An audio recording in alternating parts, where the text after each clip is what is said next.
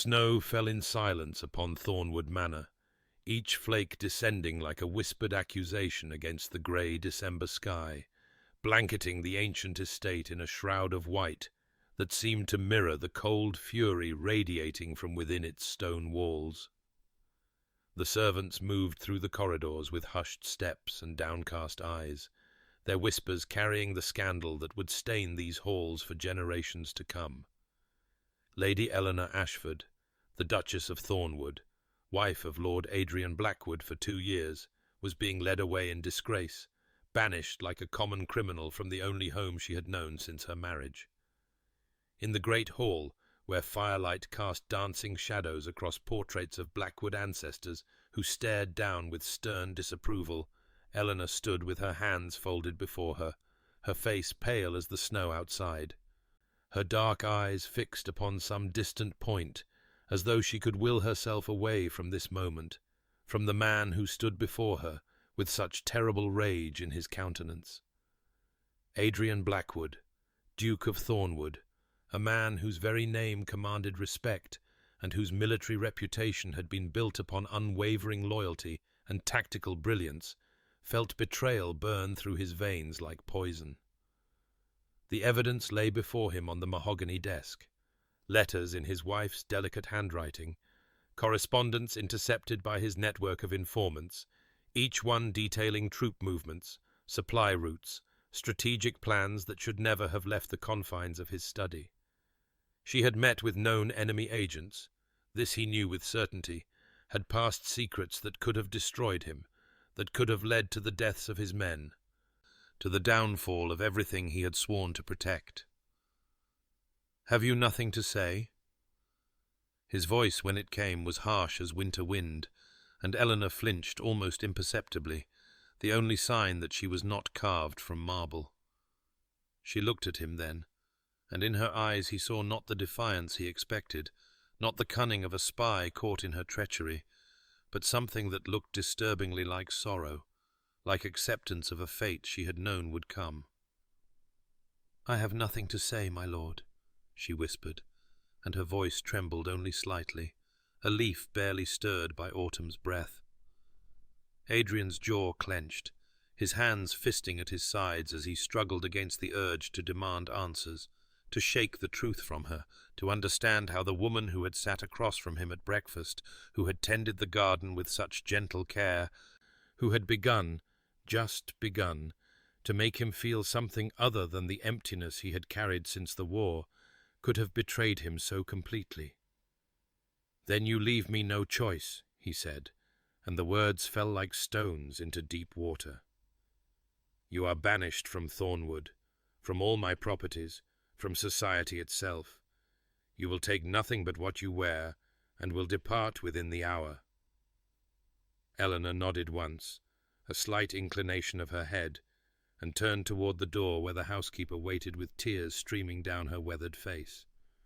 On the desk, beneath the damning letters, lay a sealed envelope in Eleanor's hand, addressed simply to Adrian. But he did not see it then, his vision clouded by rage and the terrible ache of what he believed was her betrayal. "But before our lover's fate is revealed, subscribe so you never miss a chapter of romance and scandal, and tell us in the comments, where are you watching from? Now, let's begin." The carriage that bore Eleanor away from Thornwood rattled over frozen roads toward the northern border of Adrian's vast holdings, toward a cottage so remote that even the nearest village lay 3 miles distant, a place where disgrace could be hidden from polite society's prying eyes, where a fallen duchess might live out her days in the obscurity her supposed crimes demanded. Eleanor sat with her hands clasped in her lap, her thin cloak pulled tight against the December cold that seeped through the carriage walls, and as the miles stretched between herself and the only home she had known these past 2 years, memory overtook her with the force of a winter gale, carrying her back to the beginning, to the day her father had informed her of the arrangement with the Duke of Thornwood, a military hero recently returned from the wars, a man of impeccable lineage and vast fortune, who required a wife to secure his line and manage his household. She had been 20 then. hopeful despite the mercenary nature of the arrangement, for she had heard tales of the Duke's honour, his courage, his devotion to duty, and she had allowed herself to dream that perhaps duty might grow into something warmer, something true. How naive she had been, standing in Thornwood's chapel on their wedding day, meeting Adrian's grey eyes for the first time, and finding there only cool assessment, the gaze of a man fulfilling an obligation, nothing more. The months that followed had been a study in loneliness, Adrian polite but distant, his days consumed with estate business and military consultations, his evenings spent in his study with maps and correspondence, while Eleanor wandered the vast manor like a ghost, trying to make a home of rooms that echoed with emptiness, trying to build warmth where none existed. She had persevered, tending the gardens with her own hands despite the head gardener's protests, establishing charitable works in the village, learning the names of every servant, reading the books in Adrian's library, and leaving notes in the margins that she hoped he might find, and perhaps, see her as more than the necessary acquisition she knew herself to be. And slowly, so slowly she had barely dared to hope, something had begun to shift. Adrian asking her opinion on a matter of estate management, accepting her invitation to walk the gardens at sunset, the ghost of a smile when she made a clever observation at dinner, the night he had almost reached for her hand before catching himself, the warmth creeping into his voice when he bid her good night. 2 years of patient cultivation, of gentle persistence, of loving him from a careful distance, and just when the frozen ground between them had begun to thaw, when she had started to believe that affection might truly take root, the enemy had struck, not at Adrian directly, but at her, at the one weakness she could never fortify. Her younger brother Thomas, captured during his military service, held hostage in conditions she dared not imagine, his life the price of her cooperation. The letters she had been forced to copy, the meetings with men whose eyes held nothing but calculation and cruelty, the careful dance of appearing to betray while feeding them useless information, praying that Adrian's brilliance would see through the false intelligence, that Thomas would survive, that somehow this nightmare would end without destroying everything. It had all been for nothing, for here she was, banished and branded traitor, unable to speak the truth that would endanger both the men she loved most, accepting damnation as the only path that might yet save them. Weeks passed, and Thornwood Manor settled into a silence that felt less like peace, and more like the aftermath of battle, when the smoke has cleared, but the cost becomes visible in the empty spaces where the fallen once stood, and Adrian found himself wandering rooms that seemed larger now, emptier, though nothing physical had changed except the absence of one slender woman who had moved through these halls like a whisper he had barely acknowledged until she was gone. He told himself that his sleeplessness was merely the restlessness of a mind accustomed to military campaigns and strategic planning, that the hollow feeling in his chest was satisfaction at having protected his household from betrayal, that justice had been served and he should feel vindicated. Yet vindication tasted like ash, and sleep eluded him night after night as he lay staring at the canopy of his bed,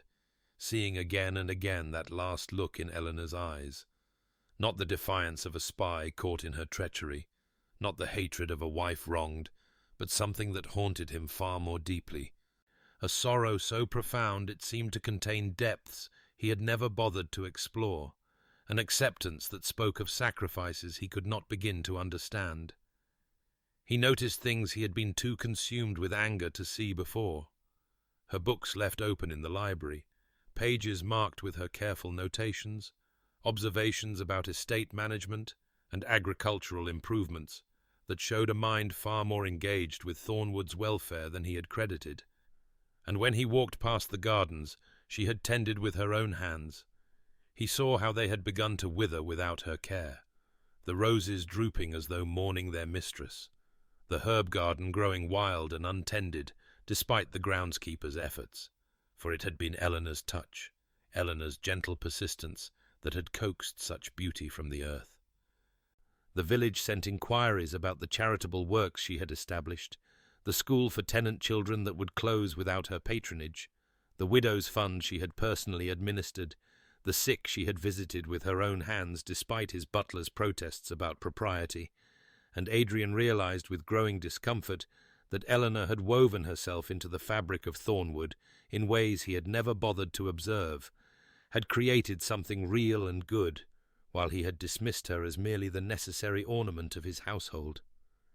His friend and confidant, Captain James Hartford, visited on a February afternoon when frost still clung to the windows, and over brandy in the study, Hartford studied Adrian with the shrewd gaze of a man who had served beside him through blood and fire, who knew when something troubled the Duke beyond the usual concerns of estate and politics. "Are you certain of what you saw, Adrian?" Hartford asked carefully, swirling amber liquid in his glass, and Adrian felt anger flash through him at the question, at the doubt it implied. "The evidence was irrefutable," Adrian said, but even as he spoke the words, they felt rehearsed, hollow, a shield against the whispers of uncertainty that had begun to plague his thoughts. "Evidence can be manufactured," Hartford observed mildly, "and I wonder, my friend, why a woman accused of treason would accept banishment without a single word in her own defense, why she would not rage or weep or plead innocence as any guilty person would, knowing that silence sealed her fate." Adrian had no answer, could only dismiss his friend's concerns with a wave of his hand. But that night he lay awake once more, haunted not by certainty, but by doubt, by the ghost of sorrow in Eleanor's eyes, by the terrible possibility that he had made a mistake whose consequences he could not yet comprehend. The cottage that had become Eleanor's prison sat at the edge of a dark wood where winter winds howled through bare branches like the keening of ghosts, a structure so small and mean that the entirety of it would have fit inside Thornwood's entrance hall, with walls that let in the cold, and a hearth that devoured what little firewood she could gather from the frozen forest. And here Eleanor lived in a poverty she had never known, her modest allowance barely sufficient for bread and coal, her days consumed with the simple struggle to survive that left little room for the grief that might otherwise have destroyed her, though in the nights, in the long dark nights when wind rattled the shutters and her breath formed clouds in the frigid air, memory came to her unbidden and relentless, carrying her back to moments she had treasured without knowing how precious they would become. The evening Adrian had joined her for dinner and actually laughed at something she said, a genuine sound of surprised delight that had made her heart soar with foolish hope. The afternoon they had walked together through Thornwood's gardens, and his hand had brushed hers, lingering perhaps a moment longer than accident would explain. The night she had found him in the library late, and he had looked up from his maps with an expression almost tender, had nearly spoken words that died unborn on his lips, but left their ghost in his eyes, had made her believe that perhaps he was learning to care for her as she had come to care for him, with a love that had grown quietly in the shadows of their arrangement until it filled her entire heart, a love she had never spoken aloud, and now never could. She tended a small garden plot behind the cottage when the ground permitted, coaxing winter vegetables from the reluctant earth with the same patient devotion she had once offered to the roses at Thornwood, and sometimes she wrote letters she would never send, pouring onto paper all the words she could not speak, explanations and apologies and assurances that Thomas was safe, that the intelligence she had provided was worthless, that Adrian need never fear she had truly betrayed him. Though what did it matter now? What good were explanations when he had already judged and condemned her, when the very sight of her must fill him with disgust and rage? But even in her exile, even in her acceptance of this fate, she prayed for him, whispered entreaties to a God who seemed as distant as the husband she had lost, begging that Adrian be kept safe, that the enemies who had used her so cruelly would never succeed in harming him, that he would live long and well, even if she could not be part of that life. And as winter deepened, and a cough began to rattle in her chest, as her strength waned, and each day became a battle against cold and hunger, and an illness she lacked the resources to properly tend. Eleanor found a strange peace in the knowledge that she had at least done this one thing right, had protected him even at the cost of everything she held dear, had loved him enough to let him hate her if that was what his safety required. Though sometimes, in fevered dreams, she imagined a different world where truth could be spoken, where Adrian looked at her again with warmth instead of contempt, where the love she had glimpsed growing between them had been allowed to bloom, rather than crushed beneath the weight of circumstances she had been powerless to prevent. Captain Hertford arrived at Thornwood on a morning when March winds rattled the windows and brought with them the faint promise of spring, though Adrian scarcely noticed the changing season, too consumed with the restless unease that had plagued him since their last conversation. The seeds of doubt Hertford had planted growing into thorny vines that wrapped themselves around his certainty and squeezed until breathing felt difficult. And when his friend entered the study with an expression grave enough to silence even Adrian's greeting, the Duke felt something cold settle in his stomach, a premonition of truths he was not prepared to face.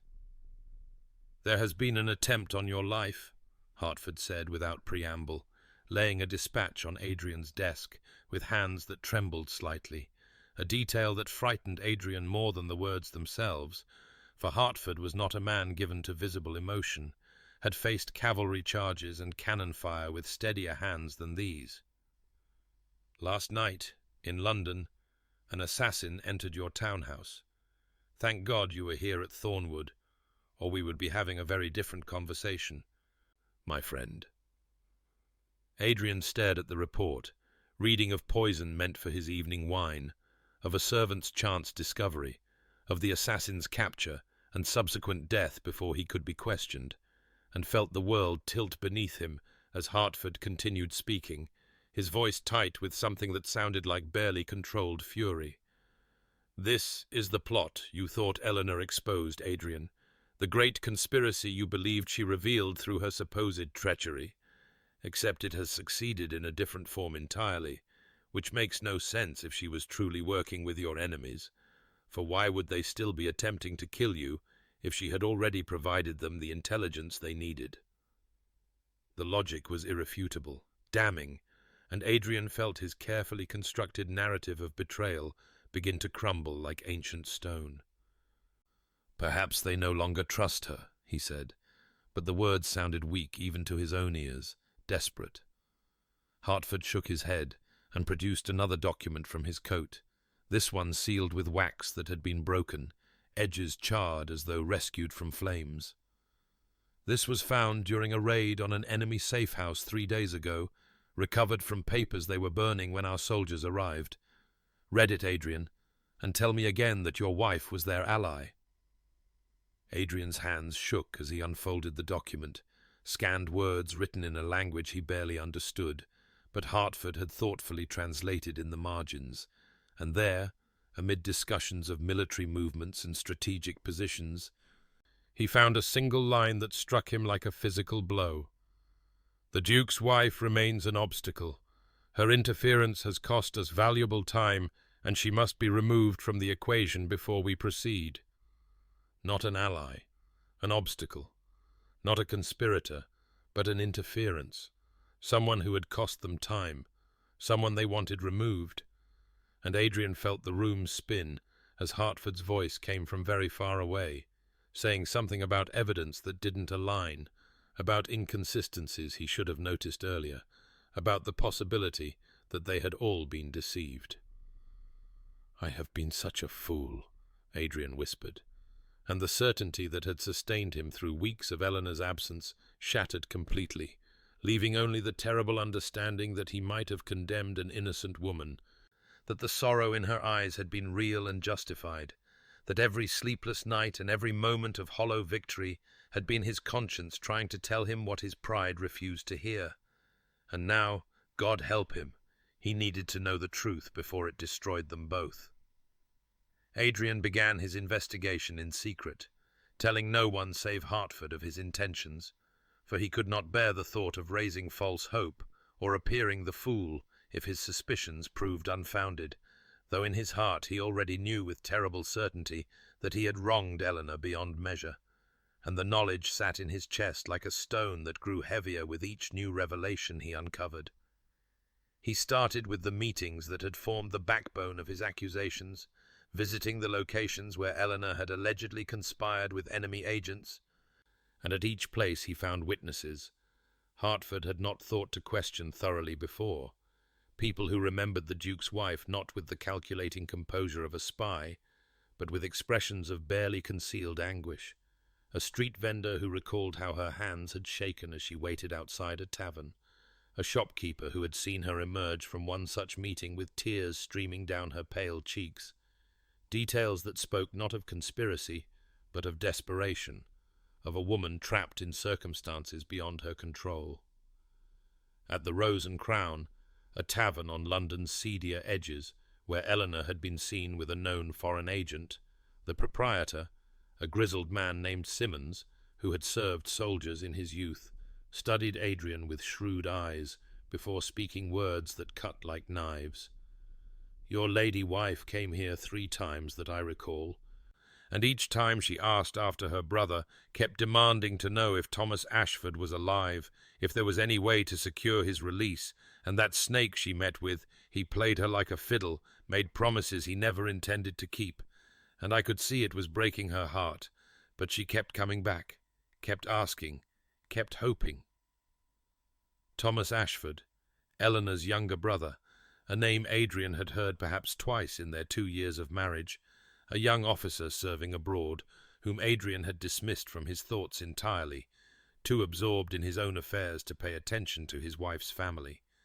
And now the mention of that name opened a chasm of understanding that threatened to swallow him whole. He returned to Thornwood and tore through Eleanor's correspondence, the letters he had used as evidence of her treachery. And this time he read them with different eyes, noticed that each one coincided not with military movements or strategic decisions, but with personal dates, with Thomas's birthday, with the anniversary of their father's death, with holidays when a sister might naturally think of an absent brother, and the pattern that emerged was not one of calculated espionage, but of frantic attempts to save someone she loved, each meeting with enemy agents corresponding perfectly with another desperate plea for news of Thomas, another bargain struck to keep her brother alive. Hertford joined him in the library as dawn broke, found Adrian surrounded by papers and maps and timelines, his face haggard with shame and growing horror, and together they pieced together the truth that Adrian's rage had blinded him to before, that Eleanor had been caught in an impossible choice between her husband's safety and her brother's life, that she had tried to walk an invisible line between betrayal and sacrifice, that every action he had condemned as treason had been an act of desperate love for those she held most dear, and the realization that he had punished her for protecting him had banished her for a courage he had been too proud and too foolish to recognize, brought Adrian to his knees beside his desk, tears of rage and remorse streaming down his face, as he understood at last the magnitude of what he had done to an innocent woman whose only crime had been loving too well and too selflessly to defend herself at the cost of others' lives.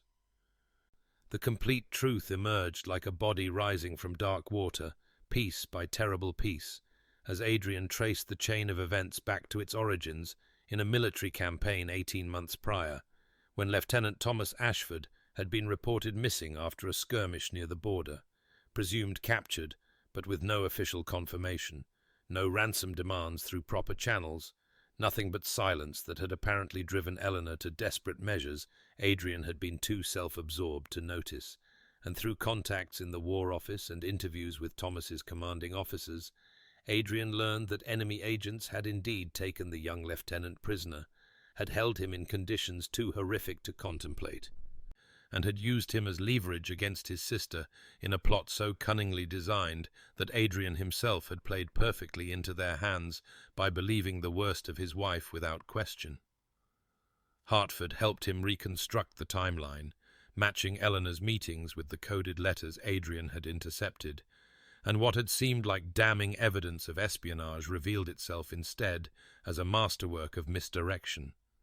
Eleanor had copied information, yes, but always intelligence that was outdated or subtly altered, troop movements that had already occurred,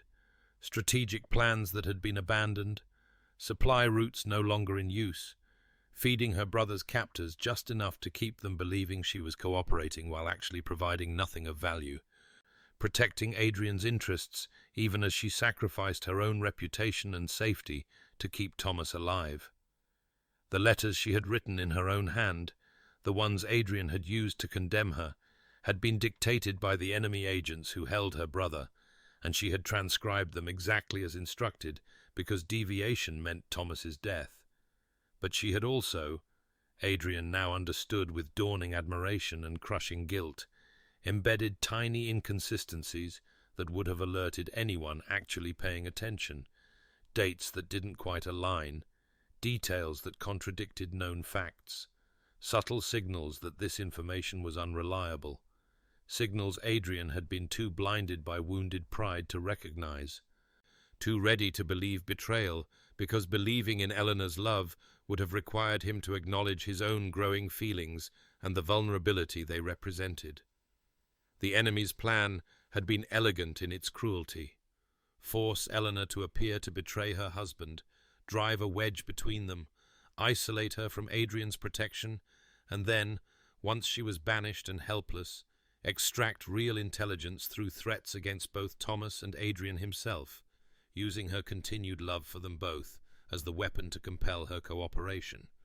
Except Eleanor had somehow managed to orchestrate Thomas's escape before that final phase could be executed, had played her part so convincingly that even Adrian had been deceived while simultaneously working behind the scenes to save her brother, and the realization that she had been protecting him at every turn,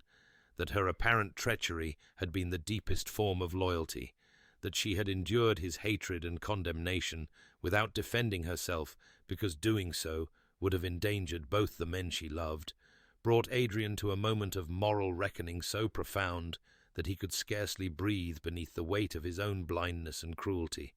understanding at last that he had not banished a traitor, but a hero, had not protected himself from betrayal, but had himself become the betrayer, and the woman suffering in exile because of his pride and suspicion had saved his life, while he had very nearly destroyed hers. Adrian found Thomas Ashford 3 days later in a military hospital outside London, recovering from his ordeal in captivity, and the young lieutenant looked up from his bed with eyes that held the haunted quality of a man who had seen too much darkness, his face gaunt and marked with scars that spoke of brutal treatment. But when Adrian introduced himself as Eleanor's husband, Thomas's expression transformed into something approaching joy, relief flooding his features as he grasped Adrian's hand with surprising strength and said, "Thank God you've come, Your Grace. I have been desperate to write to Eleanor, but they tell me I must regain my strength first, and I need her to know that I am safe, that her sacrifice was not in vain." Words that struck Adrian like physical blows, because Thomas clearly had no idea what had transpired,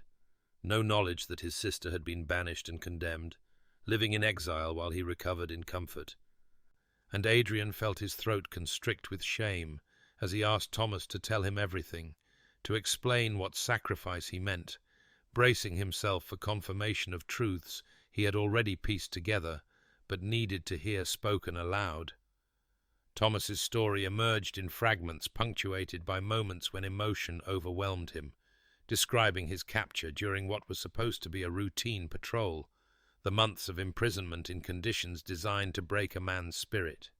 the enemy officers who had eventually come to him with their proposition, cooperate and provide information about his brother-in-law the Duke's affairs, or watch as they used his sister Eleanor to obtain what they wanted instead. And Thomas had refused, had endured increased torture rather than betray his family, but then they had shown him letters Eleanor had written, proof that she was already cooperating to save him, and he had realized with devastating clarity that his sister was sacrificing everything to keep him alive, was playing a dangerous game with enemy agents who would kill her without hesitation if she proved useless to them. "She orchestrated my escape, Your Grace," Thomas said, his voice breaking with admiration and grief. "She convinced our captors that I had intelligence value, that if they moved me to a different location for interrogation, I could provide information about troop movements, and she gave them just enough genuine details to make the lie believable,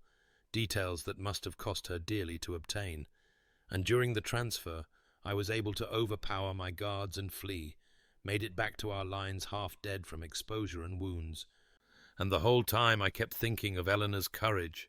how she had warned me in coded messages hidden in those letters they forced her to write, that I must never tell you what she had done, must never reveal her involvement, because it would endanger you both, must let her bear this burden alone, because your safety and mine were worth any price she had to pay." Adrian listened with tears streaming unchecked down his face, each word another nail in the coffin of his own self-regard, understanding that while Thomas had been escaping captivity, Adrian had been condemning Eleanor to exile, that while this brave young man had been fighting his way back to safety, believing his sister safe in her husband's protection, Eleanor had been slowly dying alone because Adrian had been too proud and too blind to see the truth that had been before him all along. And when Thomas finally asked, his face bright with innocent expectation, "How is my sister, Your Grace? Is she well? Does she know I am safe?" Adrian had to confess what he had done, had to watch the light die in Thomas's eyes and be replaced by horror and fury, and a grief so profound that the young lieutenant wept as though his heart was breaking, mourning not his own suffering, but his sister's undeserved punishment. And Adrian knew in that moment that whatever forgiveness he might eventually earn from Eleanor, he would never forgive himself for failing to trust the woman who had proven herself worthy of devotion beyond all measure. Adrian left London within the hour, not even stopping to gather proper travelling clothes, his only thought to reach Eleanor before time itself conspired against him, before whatever suffering she had endured in exile exacted its final price, and Captain Hertford insisted on accompanying him despite Adrian's protests, saying quietly that Eleanor would need a physician and someone to help if she was truly as ill as Adrian feared, and so they rode north through weather that seemed to mirror Adrian's internal tempest, sleet giving way to snow as they pressed their horses harder than wisdom allowed, stopping only to change mounts at posting-houses where Adrian paced like a caged animal, while fresh horses were saddled, unable to rest, unable to eat, tormented by visions of Eleanor alone and suffering while he had been comfortable at Thornwood, condemning her in his heart.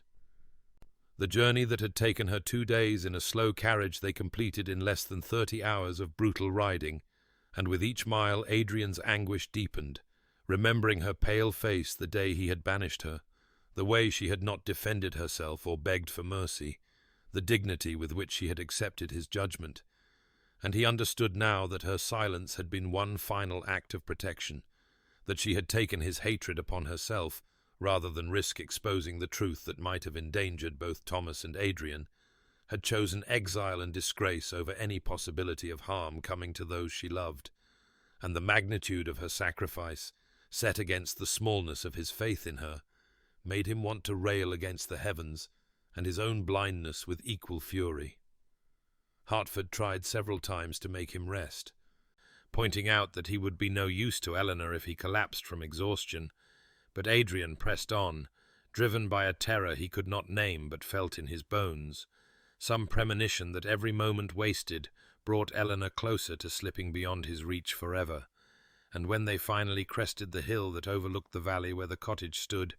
Adrian's heart seized in his chest, because the small stone building looked abandoned, no smoke rising from the chimney despite the bitter cold. Snow drifted against the door, as though no one had passed through it in days, the windows dark and lifeless, and he spurred his exhausted horse down the slope, with Hertford calling after him to be careful, to wait. But Adrian could not wait, could not be careful, could only think of Eleanor inside that cold cottage alone and frightened or worse, and he flung himself from the saddle before his horse had fully stopped, stumbling through snow that reached his knees, shouting her name, though the wind tore the words from his lips, and when he reached the door and found it unlocked, He knew with terrible certainty that something was very wrong, because Eleanor would never have left the cottage unsecured unless she had been unable to secure it. And he pushed inside with Hartford close behind him, calling for Eleanor in a voice that cracked with desperation, and in the dim light that filtered through ice-glazed windows, he saw the cottage's single room in disarray, as though she had tried to maintain order, but had gradually lost the strength. And then he saw her, a small form huddled beneath inadequate blankets near the cold hearth, so still that for one heart-stopping moment he thought he had arrived too late, thought that his cruelty had killed the woman who had saved his life, and he was across the room in 3 strides, falling to his knees beside her, reaching for her with hands that shook, whispering her name like a prayer he had no right to speak.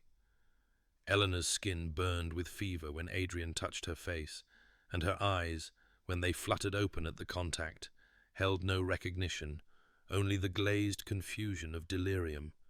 and she whispered something he could not understand, words that might have been his name or might have been prayers, and Adrian gathered her into his arms with a gentleness that belied his desperation, shocked by how light she had become, how fragile. This woman who had once moved through Thornwood's halls with such quiet grace now felt as though she might break beneath the weight of his touch, and he called for Hartford with a voice that cracked, shouting that they needed a physician immediately, that Eleanor was dying, and Hartford was already moving, his military training evident in the swift efficiency with which he assessed the situation and promised to ride for the nearest doctor, to return within hours no matter what it took. And then Adrian was alone with Eleanor in that cold cottage, alone with the consequences of his cruelty made manifest in her wasted form and laboured breathing, and he carried her to the narrow bed, tried to warm her with his own coat and every blanket he could find, built up the fire with hands that shook so badly he could barely strike the flint. And all the while she murmured in her fever fragments of thoughts that pierced him like arrows, because in her delirium she could not guard her heart, could not hide the truths she had kept locked away during her exile. "Thomas must be safe," she whispered against Adrian's chest as he held her. "Please, God, let Thomas be safe. I promised Mother I would protect him, promised I would keep him from harm, no matter the cost." And then later, her voice so faint he had to lean close to hear, "Adrian will be safe now. The false intelligence will mislead them. He will not know how close death came, will not know that I chose his life over my own happiness, over everything." And Adrian wept openly as he listened, pressing his face against her hair, begging her forgiveness, though she could not hear him through the fever's grip. And sometimes she called his name in tones of such longing that he wanted to die from the pain of it, wanted to trade places with her, to bear the suffering he had inflicted through his blind pride and wounded vanity. Hours passed in agony as he fought to keep her warm, to coax water past her cracked lips, to will her to survive through sheer force of desperate love. And in her fevered rambling, she spoke of moments he had forgotten or never fully noticed. The night at Thornwood, when he had smiled at something she said, and she had treasured that smile like a precious gift. The morning he had asked about her charity work, and she had dared to hope he might be learning to care for her. The afternoon in the garden when their hands had touched, and she had felt such joy at the simple contact that she had written about it in a diary he had never known existed, and with each revelation Adrian understood more fully what he had destroyed, what treasure he had cast aside in his arrogance, believing himself wronged when in truth he had been loved with a devotion he had never deserved and certainly had never earned. And when Hartford finally returned with the elderly physician from the village, the doctor's face grew grave as he examined Eleanor, and he told Adrian in tones that offered little comfort that she was very ill indeed, that months of poor nutrition and exposure had weakened her beyond what most constitutions could bear, that the lung infection that ravaged her now was precisely the sort of illness that claimed lives under such circumstances, and all they could do was keep her comfortable, keep her warm, pray that her spirit proved stronger than her failing body, and Adrian refused to accept this pronouncement, refused to believe that he would lose her now when he had finally understood the depth of his own love and the magnitude of her sacrifice. And so he stayed beside her through that first terrible night and into the dawn, holding her hand, speaking to her of things he should have said months ago, promising her a future he prayed she would live to see. The days that followed blurred together in a haze of desperate vigil as Adrian refused to leave Eleanor's side, sleeping in the chair beside her bed when exhaustion finally claimed him, waking at the slightest change in her breathing, and the physician came twice daily to check her condition, his expression growing more concerned with each visit as the fever refused to break, and Eleanor's strength continued to ebb away like water draining from cupped hands. And he told Adrian with the blunt honesty of a country doctor who had seen too much death to offer false comfort, that the next few days would determine whether the Duchess lived or slipped beyond all earthly aid, that her will to survive mattered as much as any medicine he could provide. And Adrian nodded without truly hearing, because he had already decided that Eleanor would live, that he would not permit the universe to take her from him now when he had finally understood what he had possessed and so carelessly destroyed. And so he talked to her through her delirium, confessing everything he had learned about Thomas and the enemy agents and the terrible game she had played to save them both, his voice breaking as he described finding her brother and learning the full extent of her sacrifice, how she had protected Adrian's life while he had repaid her courage with exile and condemnation, and he begged her forgiveness with words that came from depths of shame he had not known he could reach, telling her that he had been a fool blinded by wounded pride, that he had been afraid of the feelings she stirred in him, and had seized upon the accusation as justification to push her away before she could reach the parts of his heart he had sworn to keep protected after his parents' loveless marriage had taught him that caring was weakness and trust was folly. In the quiet hours of night when Hertford had finally succumbed to exhaustion in the cottage's other room, and the fire burned low, Adrian spoke to Eleanor of moments he had treasured without admitting it even to himself. The morning she had laughed at his dry observation about the pompous ambassador, and her laugh had been like sunlight breaking through storm clouds. The afternoon he had found her reading in the library, and had sat nearby with his own book simply to be in her presence. Though he had told himself it was mere coincidence, the evening she had worn blue silk to dinner, and he had been struck speechless by her beauty, but had hidden his reaction behind cold formality because he had not known how to navigate the dangerous waters of genuine feeling, and he told her unconscious form that he had been falling in love with her in those final weeks before the accusation, that he had been terrified by the vulnerability she inspired, and had almost been relieved when the evidence of her supposed betrayal had given him excuse to retreat behind anger and righteousness. And this admission cost him more than all the rest, because it meant acknowledging that he had wanted to believe the worst of her, had chosen suspicion over faith, because faith required courage. He had lacked, and he wept as he confessed this ugliest truth, his tears falling on her fevered face as he begged her to live so he could spend the rest of his days proving himself worthy of the love she had given so freely and that he had trampled beneath his boots, promising her that if she would only open her eyes and come back to him, he would devote every breath to her happiness, would never again doubt her, would love her with all the fierce devotion he should have offered from the beginning. The fever broke on the fourth morning as pale sunlight filtered through the cottage window,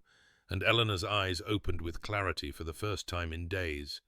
no longer glazed with delirium but confused and searching. And when her gaze found Adrian sitting beside her bed, his face haggard from sleepless nights and wet with tears he had not realized he was shedding, she whispered his name as a question, as though she could not quite believe he was real, and not another fever dream conjured by her failing mind. And Adrian reached for her hand with such desperate gentleness that his own trembled, bringing her fingers to his lips as he wept openly, telling her she had come back to him, that she lived.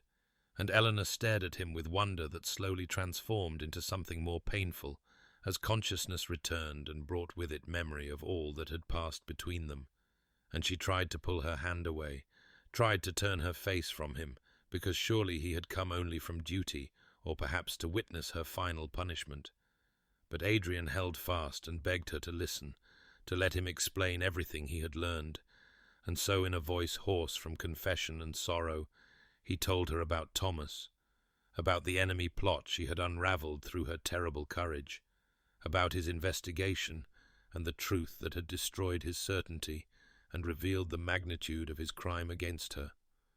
And with each word Eleanor's eyes grew wider and more bright with tears,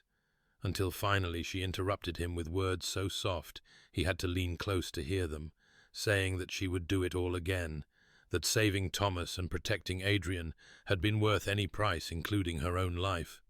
that she regretted only that Adrian had suffered from believing her a traitor, and this selfless declaration broke something in Adrian that had remained stubbornly intact through all his anguish, and he confessed then what he had barely admitted to himself during those dark vigil hours, that he had been afraid of loving her, that their arranged marriage had been safe until she had begun to reach past his defences with her kindness and quiet strength and gentle persistence. That when the accusation had come, he had seized upon it almost with relief, because it had given him excuse to retreat behind anger rather than face the terrifying vulnerability of caring for someone who might leave him or prove as cold as his own parents had been to each other. And he told her with shame thick in his voice that he had wanted to believe the worst, because doubt would have required him to trust, and trust would have required him to acknowledge that he was already falling in love with her, and could not bear the thought of such dependence on another soul. And Eleanor listened to this confession with tears streaming down her pale cheeks, and when he finally fell silent, she reached up with the little strength she possessed and touched his face, and she told him what she had never dared speak aloud during their marriage, that she had loved him almost from the beginning, from the first time she had seen past his cold formality to the loneliness beneath, that she had hoped with each small warming between them that he might learn to care for her even a little. And as they spoke these truths that should have been shared months or years before,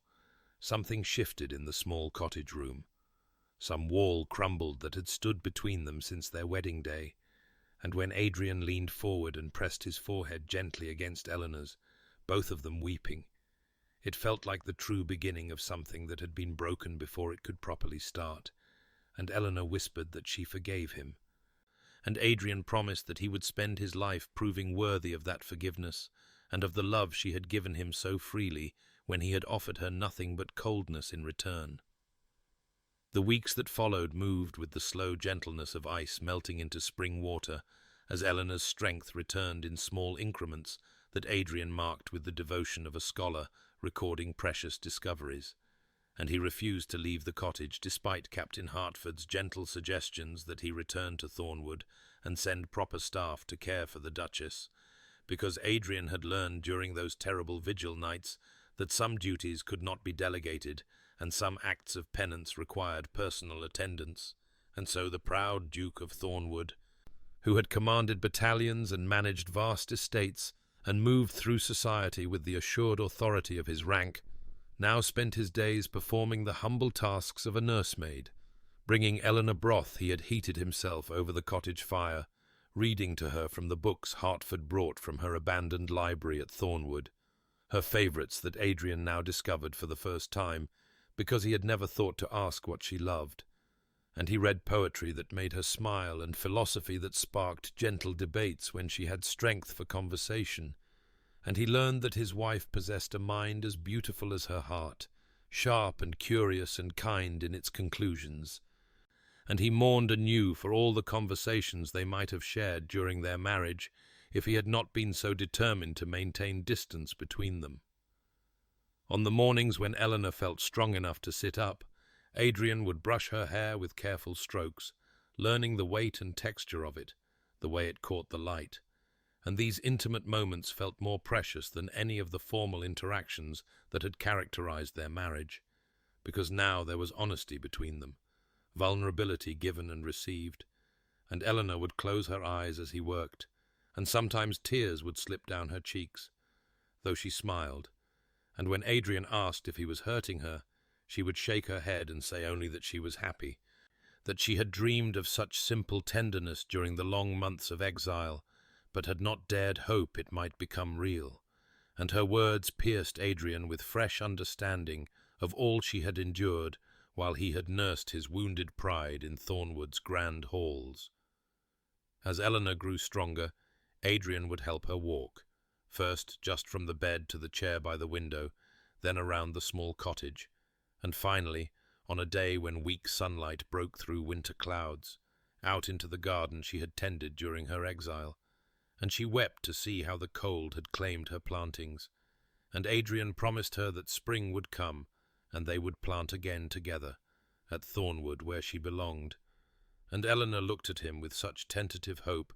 that he understood how fragile this new beginning was, how much depended on his patience and consistency, how trust once shattered could not be commanded back into existence, but must be coaxed like a wild creature from hiding, and he was determined to prove himself worthy of that trust, no matter how long the earning required. And so he tended to Eleanor's recovery with devotion that transformed him as surely as rest and nourishment were transforming her. And in the quiet evenings when they sat by the fire, sometimes in comfortable silence, and sometimes in conversation that ranged from inconsequential observations to careful explorations of the feelings growing between them, Adrian felt something shifting in his chest, some frozen place thawing,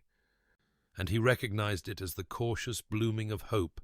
that perhaps from the ashes of their broken beginning they might build something true and lasting, something that honored the sacrifice Eleanor had made and the love she had offered, even when he had given her nothing but coldness in return. The journey back to Thornwood took place on a morning when the first hints of spring touched the air, when snow had begun its retreat and revealed patches of dark earth beneath, and Eleanor sat wrapped in furs within the carriage Adrian had brought, still pale but no longer fragile, her eyes drinking in the landscape she had thought never to see again. And Adrian sat across from her, unable to look away from her face, memorizing each expression that crossed it. The wonder and trepidation mingled there, because he understood that she was returning not to the cold manor she had left in disgrace, but to something unknown, and he had worked in secret during her recovery to ensure that her homecoming would be different from her banishment, that every detail would speak of honor restored and devotion offered. And when the carriage turned up the long drive to Thornwood, and Eleanor caught her first glimpse of the great house rising against the pale sky, Adrian watched her carefully for signs of distress, ready to turn back if this was too much too soon. But Eleanor merely reached for his hand and held it tightly, and he knew she was gathering courage for whatever awaited within those walls that had witnessed their broken beginning. The servants stood assembled in the entrance hall, not as they had stood on that terrible winter day when Eleanor had been led away in shame with averted eyes and whispered judgments, but with faces open and welcoming, and Mrs. Thornbury, the housekeeper, stepped forward with tears streaming down her weathered cheeks to welcome her Grace home and to beg forgiveness for doubting her. And one by one the staff approached to offer similar words, until Eleanor wept openly at their kindness, and Adrian felt his throat tighten with gratitude that they understood what this homecoming meant, and had chosen to honor it with such grace. He led Eleanor up the grand staircase, noting how she trembled with fatigue from even this small exertion, and when he opened the door to her chambers, she stopped so abruptly that he feared something was wrong. But then he saw her taking in the transformation he had ordered, the cold blue walls repainted in the warm rose she had once mentioned preferring, her books returned to shelves and arranged by subject as she liked them, the windows fitted with new curtains that would let in the morning sun she loved, fresh flowers on every table despite the season, and Eleanor turned to him with such an expression of wonder that Adrian knew every hour spent planning these details had been worth the effort,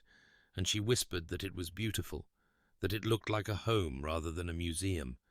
and Adrian told her softly that he wanted her to be happy here, that Thornwood had been merely a house until she had briefly made it something more, and he promised that never again would he doubt her. Never again would he allow pride or fear to blind him to her truth, and Eleanor reached up to touch his face with fingers that still trembled from weakness, and she said that she believed him. And those simple words felt like absolution and benediction both, like the first stone laid in a foundation they would build together. And later that evening, when the doctor had examined Eleanor and declared her healing well, Adrian stood with Captain Hartford in the library and accepted his friend's congratulations. But what he felt was not triumph, but humble gratitude that he had been given this undeserved second chance. And he vowed silently that he would spend whatever years remained to him proving worthy of the woman who had loved him, even when he had given her every reason not to. The woman who even now rested upstairs in rooms made beautiful for her return, in the home that was finally, truly, ready to receive her. The months that followed Eleanor's return to Thornwood unfolded with the tentative beauty of spring, revealing itself in small increments, crocuses pushing through snow-softened earth and buds appearing on bare branches. And within the manor walls, Adrian and Eleanor moved through their days learning the careful choreography of a relationship being built rather than assumed, because what had existed between them before had been mere form without substance, obligation without understanding. And now they were attempting something far more difficult and precious, the creation of genuine partnership between two people who had hurt and been hurt, who carried scars that would not fade simply because forgiveness had been offered and accepted. Adrian found himself struggling with guilt that arrived in unexpected moments, when Eleanor would flinch slightly at a raised voice, though it was not directed at her, when she would grow quiet if he frowned while reading correspondence, and he understood that his anger during her banishment had left marks deeper than those visible on her too thin frame. And he was learning that rebuilding trust required not grand gestures, but consistent gentleness, required him to moderate his natural intensity, and remember that the woman who sat across from him at breakfast had learned to expect condemnation rather than care from the man who should have protected her above all others. Eleanor navigated her own difficulties in this new arrangement, uncertain sometimes whether to speak her thoughts or hold them safely inside as she had learned to do,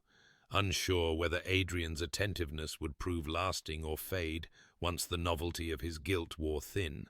And there were moments when she would catch herself watching him warily, searching for signs of the cold duke who had sent her away. And then she would feel ashamed of her doubt because Adrian was trying so desperately to prove himself changed, and she wanted to believe in that transformation, wanted to trust that the tenderness he showed was not performance, but truth. Yet despite these stumbling attempts at understanding, there were moments of grace that gave them both hope. Mornings when Adrian would find Eleanor in the library, and they would discuss the book she was reading, until the conversation ranged across philosophy and poetry and politics, and he would marvel at how her mind worked, how she could see connections he had missed, and offer insights that challenged his assumptions. And these exchanges left him feeling more alive than he had in years, made him wonder how he had been content with the silence that had characterized their early marriage when such richness had been available, if only he had asked. There were evenings when they would walk in the gardens Eleanor was restoring to their former beauty, and Adrian would take her hand with a gentleness that still surprised them both, and they would move through paths lined with early roses while twilight deepened around them. And Eleanor would speak of her plans for the estate's tenant families, the improvements she hoped to make to their cottages and schools, and Adrian would listen with attention that was not mere courtesy, but genuine interest, and he would offer resources and connections to support her vision. And in these collaborations, Eleanor began to see that she had gained not just a husband's affection, but a true partner who valued her contributions. Some nights they would sit by the fire in Eleanor's sitting room, that space Adrian had redesigned for her comfort, and conversation would stretch toward dawn as they slowly, carefully, shared the stories that had shaped them. Adrian speaking haltingly of his parents' cold marriage and his determination not to repeat their mistakes, even as he had recreated them perfectly. Eleanor describing the loneliness of her exile and the strange peace she had found in accepting what she thought was her fate. And in these revelations they were building something neither had known to want, an intimacy of souls that went deeper than passion, though passion too was beginning to stir between them in glances held too long and touches that lingered, and both felt simultaneously the pull toward that final barrier, yet unbreached, and the fear that moving too quickly might shatter what they were so carefully constructing. And so they waited, learning patience together, trusting that when the time came, they would know it. And in the waiting, they discovered that anticipation itself could be sweet, that the slow building of desire between two people learning to love could be its own form of devotion. Adrian chose an evening in late spring, when the garden Eleanor had restored bloomed with such profusion that the air itself seemed heavy with promise, when roses climbed the ancient stone walls in cascades of cream and blush and crimson, when the last light of day gilded everything it touched, and birdsong filled the spaces between heartbeats, and he led Eleanor along paths she had designed with her own hands, past beds of lavender and stands of delphinium, to the secluded corner where a fountain murmured its endless song, and stone benches waited beneath an arbour thick with honeysuckle. And Eleanor went willingly, though she sensed something significant in Adrian's barely contained nervousness, in the way his hand trembled slightly when it held hers, in the careful attention he paid to every detail of their route, as though he had rehearsed this journey many times in his mind. When they reached the arbour, and Eleanor turned to question him with eyes that reflected the golden light, Adrian took both her hands in his, and spoke words he had composed and revised and memorized until they felt true, words about how their first marriage had been a matter of duty and expectation, contracts signed and vows spoken without understanding their weight, and how he had failed her in every way a husband could fail a wife, had doubted when he should have trusted, condemned when he should have questioned, banished when he should have protected. And Eleanor began to protest that they had moved beyond such recriminations, but Adrian gently pressed on because this needed to be said, needed to be acknowledged before he could ask what he meant to ask. He spoke of her courage, not just in the sacrifice she had made to save her brother and inadvertently himself, but in the grace with which she had endured exile and near death, the generosity with which she had forgiven him, though he deserved no such mercy. And he told her that in the months since her return he had watched her transform Thornwood from a monument to pride into a true home, had seen her gentle influence touch everything from the servants who now smiled at their work, to the tenant families whose children ran to greet her when she visited their cottages, and he understood now what he had been too blind to see before, that Eleanor possessed a strength that had nothing to do with force and everything to do with an unwavering commitment to doing what was right, regardless of cost to herself. Then Adrian released one of her hands to withdraw a small velvet box from his pocket, and Eleanor's breath caught because she understood suddenly what was happening. And when Adrian opened the box to reveal a ring very different from the ostentatious diamond he had given her at their first betrothal, a simple band set with her birthstone and engraved with words she could not yet read, he said that he was asking her not as the Duke of Thornwood to Lady Eleanor Ashford, not as an arrangement between families or a matter of social expectation, but as Adrian to Eleanor, as a man who had learned too late what love required and who wished desperately for the chance to offer it properly, and he asked if she would marry him again, truly this time, with full knowledge of who he was, including all his failures and weaknesses, and choose him as he was choosing her, freely and without reservation. Eleanor stood very still for a long moment, while tears gathered in her eyes and spilled down her cheeks, and Adrian waited in agony, wondering if perhaps he had presumed too much, if the wounds he had inflicted ran too deep for this kind of renewal. But then Eleanor smiled with such radiance that Adrian felt his heart might stop, and she said yes, she would marry him again,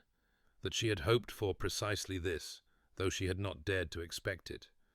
that she chose him with full knowledge of his faults, just as she hoped he chose her with full knowledge of hers, And when Adrian slipped the ring onto her finger with hands that shook with relief and joy, Eleanor read the inscription there, which said simply, "Freely chosen, wholly loved." And she understood that this was his promise and his vow, the foundation upon which they would build everything that followed. And when Adrian drew her into his arms and kissed her for the first time, not as duty or comfort, but as desire and devotion mingled, Eleanor kissed him back with all the love she had carried silently for so long, and the garden around them bore witness to this second beginning. This choice made in full light rather than shadow, and somewhere above them the first stars appeared in a sky deepening toward night. And neither noticed, because they had found in each other everything they needed, the completion of a journey that had led through darkness into light, through pain into healing, through doubt into the certainty of love freely given and gratefully received. The ceremony took place on a morning in early summer, when sunlight streamed through the chapel windows at Thornwood in golden shafts that seemed to bless everything they touched. And unlike the grand spectacle of their first wedding, with its hundreds of guests and elaborate formalities, this renewal of vows was an intimate affair, attended only by those who had witnessed their journey through darkness into light. Captain James Hartford, standing as Adrian's witness with barely concealed emotion in his weathered face.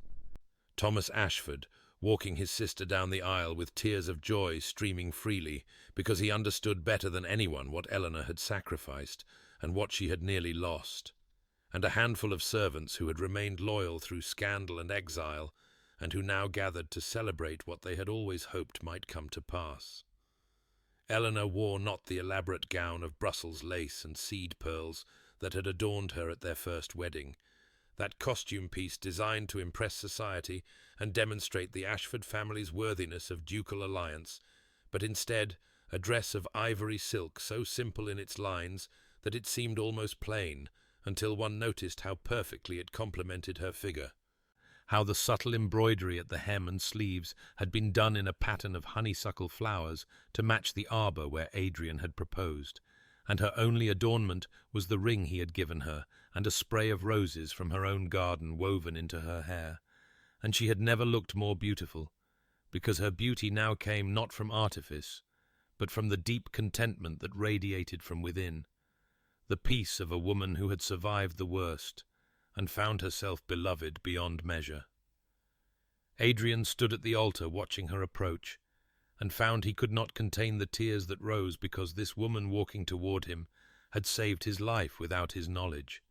had accepted banishment rather than endanger him further, had forgiven him,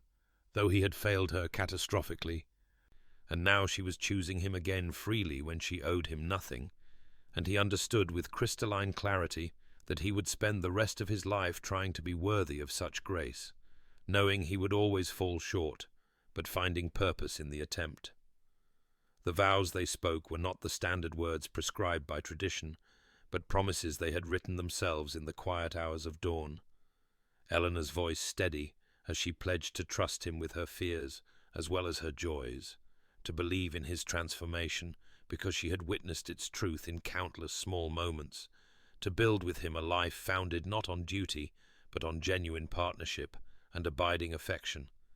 And Adrian's voice broke as he promised to protect not just her safety, but her spirit, to honor her courage by being worthy of it, to choose her every day with the same intentionality she had shown in choosing him, to love her not despite their painful history, but with the depth that history had made possible, because suffering shared and overcome had forged between them a bond that easy happiness could never have created. When the chaplain pronounced them husband and wife with a trembling smile, because even he was moved by what he had witnessed, and Adrian kissed Eleanor with a tenderness that held both reverence and passion, the small gathering erupted in applause and laughter, and the celebration that followed in Thornwood's gardens was modest in scale, but rich in genuine joy. Toasts offered by Hartford and Thomas, speaking of redemption and second chances.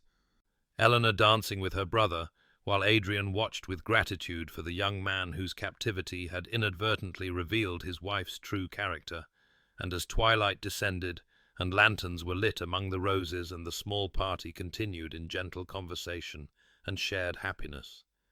Adrian and Eleanor stood together beneath the honeysuckle arbor where this new beginning had truly started, and they held each other close while around them the world softened into night,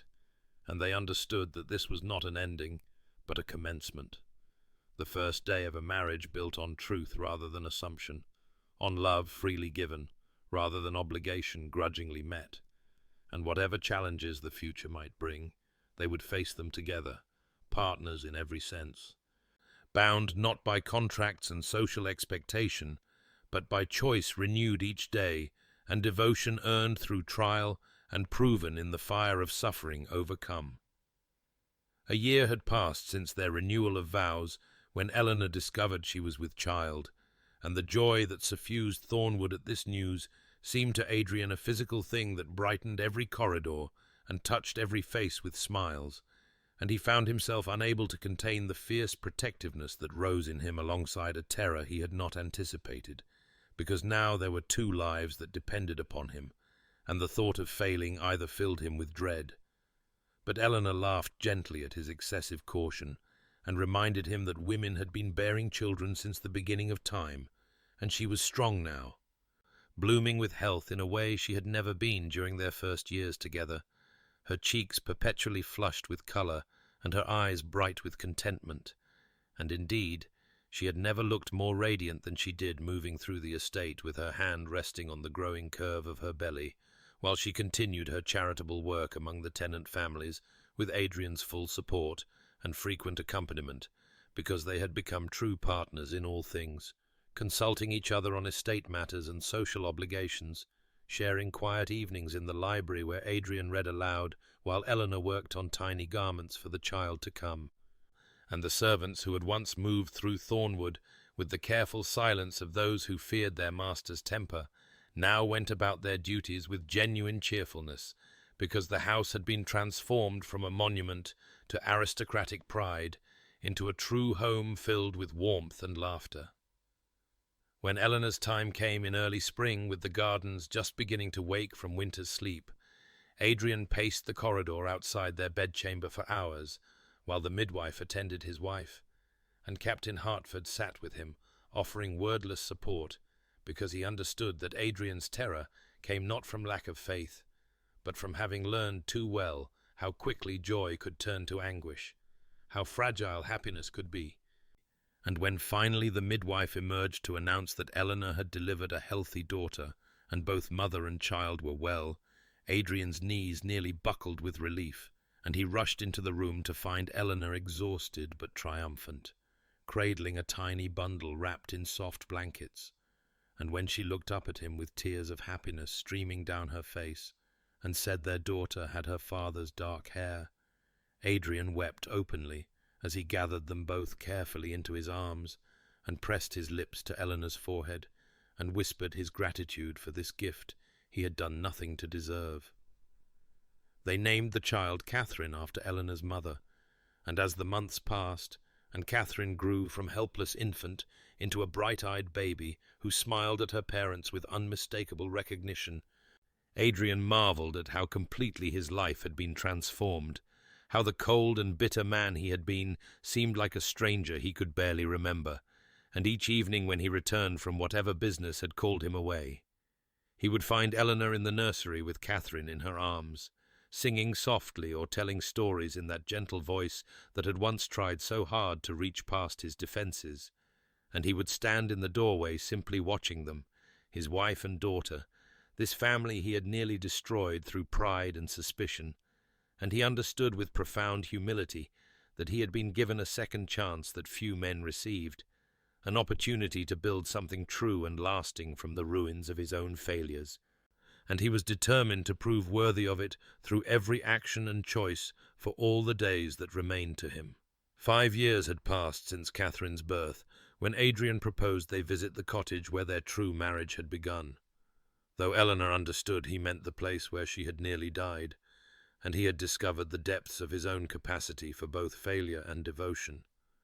And the journey there in early autumn was undertaken not with the desperate urgency of that winter ride, but with their 3 children, Catherine, now a bright girl of 5, and the twins, James and Margaret, just beginning to walk, accompanied by nursemaids and servants, because Adrian insisted his family travel in comfort, and as their carriage approached the small stone structure that had once been Eleanor's prison and nearly her tomb, she saw that it had been transformed entirely, the roof repaired and garden restored, fresh paint on the shutters, and smoke rising cheerfully from the chimney, and Adrian explained with quiet pride that he had converted it into a refuge for families facing hardship, a place where those fleeing violence or poverty or circumstances beyond their control could find temporary sanctuary, and he had named it Ashford House in Eleanor's honour, because she had shown him what true courage looked like when she had endured exile rather than compromise his safety. They toured the cottage together while the children played in the garden under watchful supervision, and Eleanor stood in the room where she had lain delirious with fever, believing she would never see Adrian again, where she had accepted death as the price of keeping him safe. And now that space had been fitted with comfortable beds and warm quilts, shelves stocked with food and medicine, everything a desperate family might need, and she found tears streaming down her face, because suffering that had once seemed senseless had been transformed into purpose. Her pain alchemized into compassion for others who walked similar paths. Adrian came to stand beside her and took her hand, his thumb tracing the familiar pattern across her knuckles that had become his habit in moments of deep feeling, and he said softly that he could never undo what he had done to her, could never erase those months of isolation and illness, but perhaps they could ensure that the place where she had suffered became a beacon of hope for others. And Eleanor turned to him with a smile radiant despite her tears, and told him that she would not change their history even if she could, because the man who had banished her in righteous fury had been transformed through remorse and humility into the husband who stood beside her now, and that transformation had been worth every moment of anguish,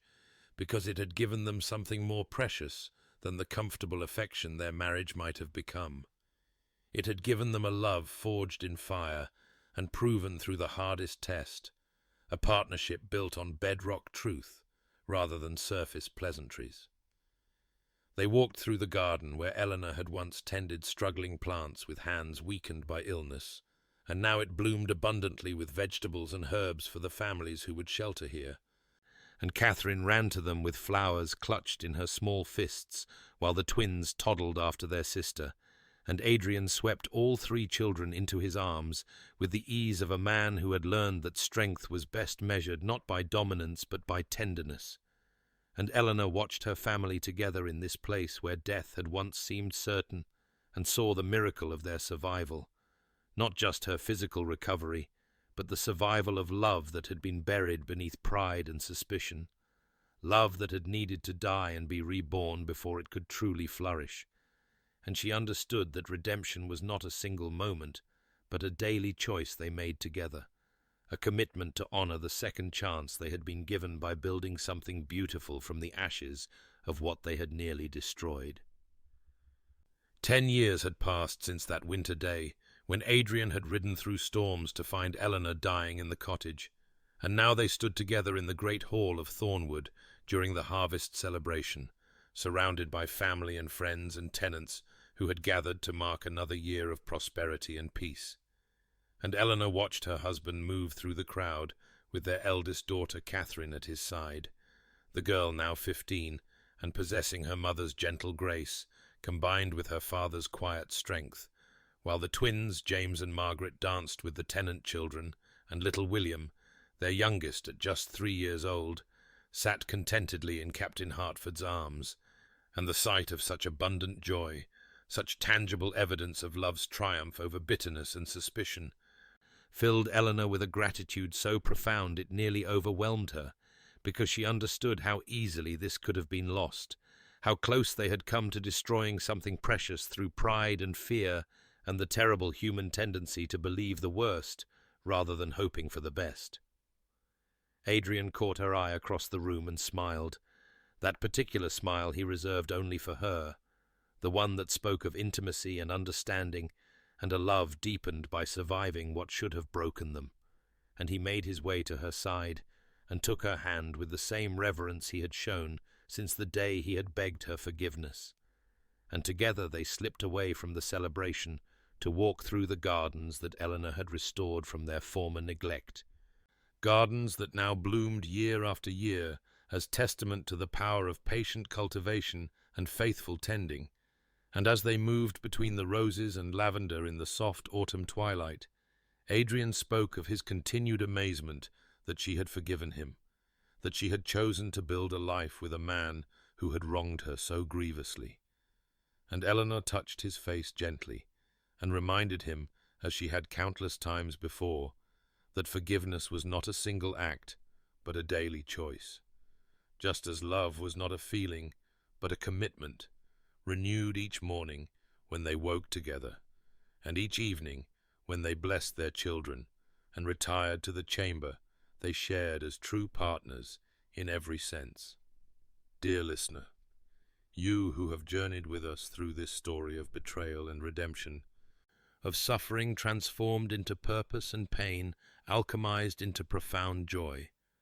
perhaps you wonder what lessons can be drawn from Adrian and Eleanor's tale, what wisdom might be gleaned from their passage through darkness into light. And I would tell you this, that trust, once broken, requires immense courage to rebuild. But the structure that rises from acknowledged failure stands stronger than what was thoughtlessly assumed. That love tested by fire burns brighter than affection that has never known doubt. That humility is not weakness, but the foundation of all genuine connection. That the mistakes we make need not define us if we possess the courage to face them honestly and the determination to become better than we were. Consider your own life and the relationships that matter most to you. Have you allowed pride to build walls where bridges should stand, or permitted fear to silence words that needed speaking? Have you withheld forgiveness from one who truly seeks it, or failed to forgive yourself for failures that have already been pardoned by those you wronged? The path to redemption is never easy, requiring us to abandon the comfortable narrative where we are always right and others always wrong, demanding instead that we see clearly our own capacity for both cruelty and grace. But the reward for such courage is a love that cannot be shaken, because it has already survived the earthquake and been rebuilt on bedrock truth. May you find the strength to offer second chances where they are earned, the wisdom to recognize genuine remorse when it is offered, and the grace to believe that people can change, can grow, can become better than they were when they wounded you. May your nights be peaceful and your heart open to the possibility of redemption, both for yourself and for those who seek it from you. And may you discover, as Adrian and Eleanor did, that the greatest love stories are not those that unfold easily, but those that are won through patience, humility, and the fierce determination to build something true from the ruins of what was lost. This story comes to you from Channel Name, where we believe in the transformative power of second chances. If their journey moved you, consider subscribing to continue discovering tales of love, redemption, and the courage required to begin again.